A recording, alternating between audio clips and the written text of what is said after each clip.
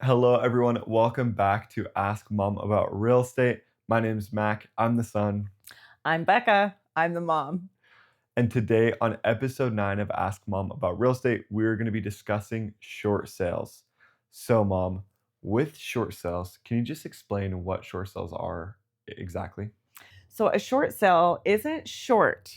Like a lot of people think it's just a shorter sale, but it's not short in the sense of time Mm, because short sales actually take a lot longer. But a short sale is when somebody owes a certain amount of money on their mortgage and they sell the home for less than what they owe the bank. So if they owe the bank 400,000, they could possibly sell it for 350 mm-hmm. and the bank will forgive that amount of money, that $50,000, if that Mm, makes sense. yeah. So it's not short in time, it's short in what you owe the bank. Even if you have equity in the home, let's say you sell it for Mhm. 350, it's worth 400 and you have 50,000 in equity, do you get to keep that and the bank forgives you Mm. or the bank will require that from you? Well, they don't really require it. You just don't own it anymore because Oh, you have right. essentially shortened the bank because you're not making your payments. Gotcha. You're the one that they're doing the favor for. Right. They don't give you anything in return. Gotcha. Yeah. But if somebody has $50,000 in equity, you're probably not you'll be able to pay the bank back if you sell your home. So let's say you buy your home for 400,000. Mhm. You owe the bank 350,000, but you can still sell it for 375 or like you don't have to short sell your home. The only time you really Right. have to short sell your home is when you no longer can sell your home for the amount that you owe. Gotcha. So, with the bank understanding they can't make the payments anymore, do Mhm, they give any leeway, like, with that extra 50,000 that they may still owe on the home, mhm. does the bank say you don't have to pay this, or are they still in debt to the bank?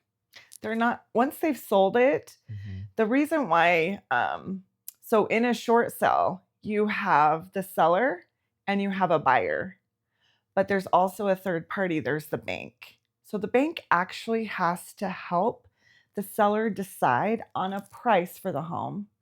They're involved in the sale. Mm, So there's essentially 2 sellers. There's the mhm. bank and the seller. Right. Whereas in a traditional sale, the bank really doesn't have anything to do with the sale Mhm. except they get paid off Right. when the home sells.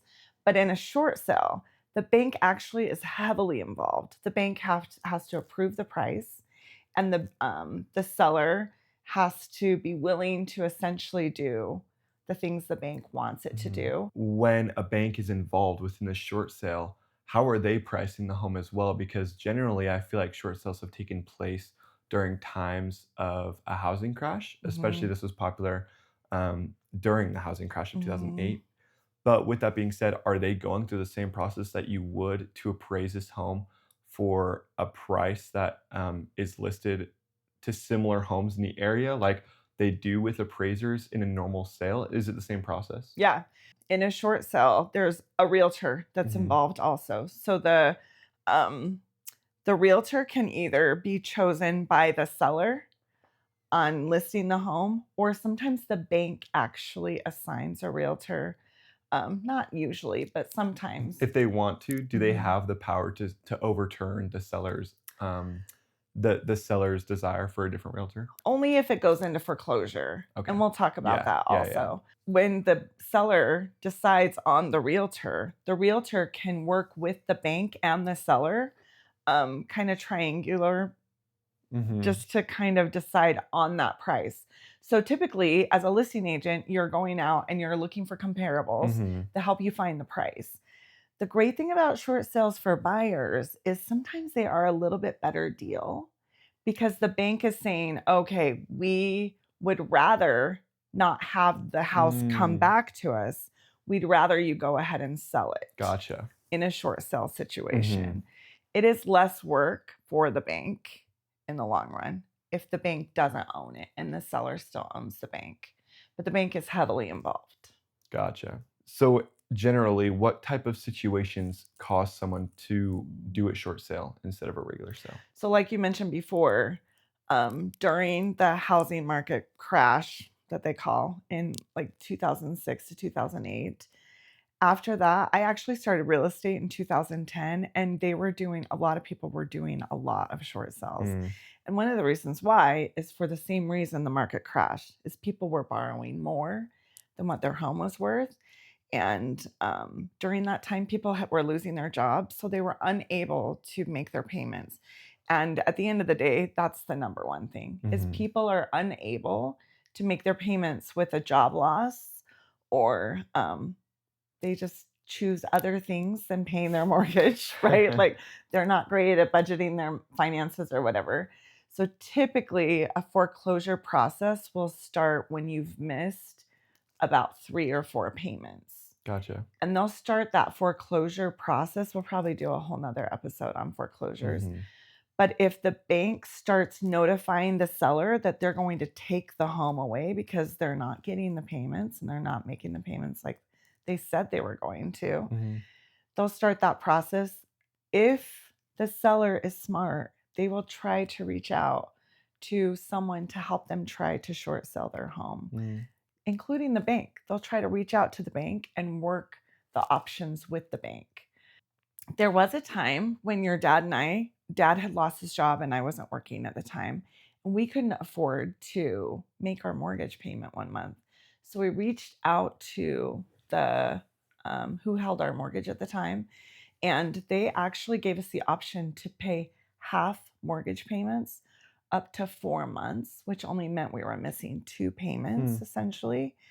And then as long as we could make it up by then, hopefully by then, dad had a job and I was Right. working and we could actually make up the difference. They wouldn't it wouldn't affect our credit, it wouldn't affect, we weren't gonna go into foreclosure. Right. And so the banks will work with you Right. if you can't make a mortgage payment. It's when you're not communicating with the bank and those kinds of things, but it's when you are missing your payments and you're not communicating with the bank, they will start the foreclosure process Gotcha. within 2 to 3 payments that you've missed. Mhm. So is it easier for the bank to go into a short sale over foreclosure because there's less involvement for them? Even though they Mhm. are a third party involved in the sale, Mhm. it's still less for them to do than it would be for a Yeah, and I foreclosure. don't know all the back end stuff of that, like, that's not my Mhm. it's usually not my realm, but I do understand a little bit that when they go through the foreclosure process to foreclose on someone's loan, they have insurance to cover, like, their shortages and stuff like that, but they also have, like, legal fees Mm, that probably come in that they have to pay, and I think there's probably just more rigmarole, if you will, and, it just a little bit more time probably. gotcha. Yeah. Is there ever I don't know if you know this, but is there ever a red flag that may appear or a warning for the owner of a home when they're borrowing too much against their home? Well, there's laws in place now that that can't happen Because again. it was happening Mhm, so frequently back in the day. mhm, So we just talked about, like, some of the reasons why somebody may go into a short sale, but mhm. what is the process that goes into all of that as well? Yeah, so start to finish, we talked about kind of when somebody isn't making their payments, they contact the bank or they contact a realtor who then has them contact their bank. You have to have those 3 parties that are helping the seller go through the short sale process. So once you have those 3 parties agreed upon on a price to put your home on the market, a realtor will list that home just like they do any other home. Mhm. However, it will be disclosed that it's a short sale. Whenever I see a short sale on a listing, it's not a red flag necessarily, but it's definitely a situation I have to look at for my specific buyer. Mm. If I have a buyer who has to be in a home within 30 days, short sales are not short. Oh, wow. They actually take quite a while. And the reason why is you have that one extra person who's saying yes or no to all of the Gotcha. decisions. So the bank, if the bank isn't willing to take an offer from a buyer, either that buyer's out or they have to, keep going back and forth. Well, in the meantime, you're waiting for a bank who Mhm. has a pile of papers on their desk, and you might be getting put at that bottom pile. So instead of, even if I were to put an offer in for 30 days, they may not let us know Right. until, like, 60 days Right. that they accept the offer. And so it just takes a lot longer. It's a lot longer process. But if I have a buyer who is looking for a home and they can afford to wait as long as the bank wants to take, they're just looking for a good deal. Lots of times, mostly with investors or whatever, Mhm. right? Um, then It's it's worth great it. because that is a pro, is they'll be able to get a home for a less price sometimes as what market value actually would be. Is a short sale generally listed for, under market value, or is it mainly you can offer a lower amount? That's a great question. You worded that super well. Because back in the day when we were doing a lot of short sales, the banks were putting homes on the market around market value, sometimes just a smidge below. Mhm. But people were coming in and offering super low prices. And there again, they have to be willing to wait Right. a long time to hear. And if it's no and you're submitting another offer, then you wait a long time to hear back. Right. And so sometimes they were getting them, depending on how long that it had been Wow. on the market, how long the bank had gone without a mortgage payment. Because in Mhm. the meantime, the bank isn't They're still not yeah, getting their mortgage they're losing payment. money, yeah. Yeah, and so, and sometimes the foreclosure process is still happening, and so we're kind of on that time crunch to get it sold before the foreclosure actually happens. But yes, they usually list around market value. Short sales now, because they are happening still, short sales now in today, they're not as good of a deal. They're usually right Mm, at market value gotcha. or maybe a little bit below. You can still offer less, Mhm. but it's less likely the bank will accept less. Gotcha. When you're working with another bank because they have to accept whatever it may Mm, be, whether it's the offer or not, do you also have to go through that bank to receive a loan for the home or to purchase mm-mm. it, or you can use your own bank as That's well? such a good question, but no, you can use a completely different bank. The bank just essentially is another seller. Gotcha. So instead of one seller, there's two sellers. Gotcha. So is a short sale a best case scenario if you are in a situation where you might either go under foreclosure or not if you short sell? Is it the best case scenario? 100%. And the reason being is when you foreclose on a home, when I say the word foreclosure, it means the bank takes your home from you. Mhm. You lose all of your equity and you also lose your credit score. Oh, Your wow. credit score plummets when you go through a foreclosure. As a matter of fact, I haven't had this happen to anyone for a while. So I'm not super familiar with like the terms now, but back in the day when we were doing a lot of short sales and people were foreclosing, they couldn't buy a home for up to 7 years because it Wow. affects their credit that much.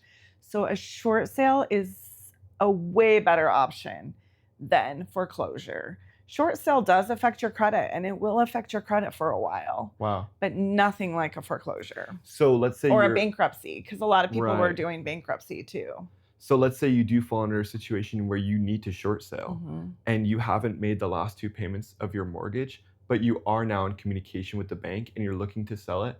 Is the Mhm. bank willing to wait that time without going for with a mortgage payment on the home and allow you to have 4 extra months before they sell the home and you not making any payments? Yes, because the foreclosure process is going, but that usually takes a while. Mm. And it's all those legal things that we were talking about before that I'm not super familiar with. I don't Right. know all those things. But like there's a time frame and every state is different. So your state will have different laws on what the foreclosure process looks like and the Mhm. timeline on that.